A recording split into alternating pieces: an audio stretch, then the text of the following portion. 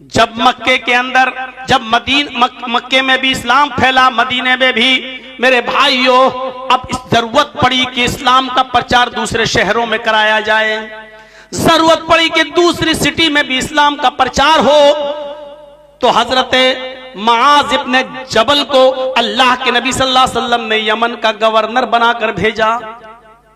मुआज इब्न जबल को जब यमन का गवर्नर बनाकर भेजा तो आपने मुआज इब्न जबल से कहा, आए मुआज, यमन की तरफ तुम जा रहे हो, यमन की तरफ तुम जा रहे हो लोगों को दावत व तबलीग देने के लिए, इस्लाम की तरफ बुलाने के लिए, तो आप उनको इस्लाम की दावत कैसे दोगे? सुनिए, हिकमत देखिए, होशियारी देखिए, दानाई देखिए। बताओ तुम यमन के लोगों को दीन की दावत कैसे दोगे, यमन के लोगों को दीन की तरफ कैसे बुलाओगे?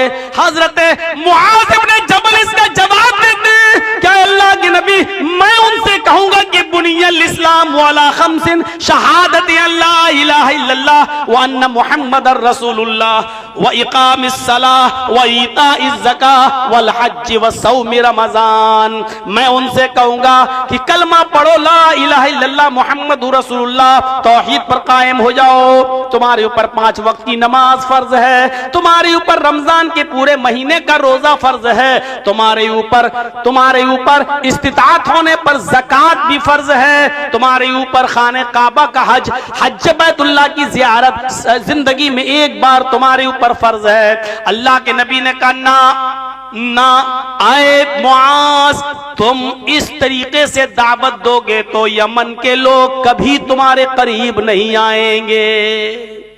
इस्लाम की बुनियाद कितनी चीजों पर है? किसी से पूछें कि बताओ कि इस्लाम के पिलर कितने हैं, तो आप जवाब देंगे 5।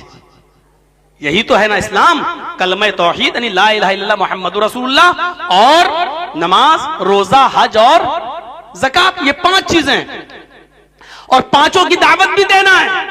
लेकिन आपने क्या कहा, आए मुआज, और मुआज ने भी सही बात कही थी, अल्लाह के रसूल, हम इस्लाम की तरफ बुलाएंगे, उनको इस बात का हुक्म देंगे। तो अल्लाह के नबी सल्लल्लाहु अलैहि वसल्लम ने क्या फरमाया, ना आए मुआज, ऐसा अगर करोगे तो कोई इस्लाम के करीब नहीं आएगा। हैं, इस्लाम में 5 वक्त की नमाज, वो भी सख्ती के साथ हर हाल में, और फिर ज़कात, फिर रोजा भी, हज भी। आए मुआज, लोग इसको बहुत बड़ी मुसीबत समझने लगेंगे और भाग जाएंगे, कोई तुम्हारे करीब नहीं आएगा।